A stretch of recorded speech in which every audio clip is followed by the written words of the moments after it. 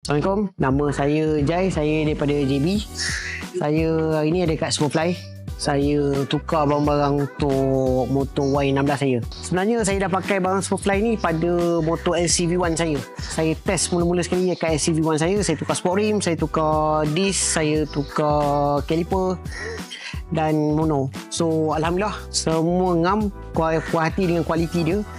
Jadi untuk Y16 saya terus tak cerita banyak. Saya terus ambil barang-barang complete one set untuk Y16 saya.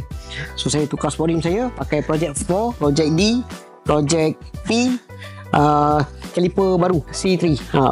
So Alhamdulillah setakat hari ni saya pakai motor ni, saya puas hati lah dengan kualiti dia. Dan barang pun senang nak pasang, tak adalah isu sangat. So saya harap Superfly teruskan dengan keluarkan barang-barang yang kualiti macam ni, player-player motor kita. Good luck for Superfly.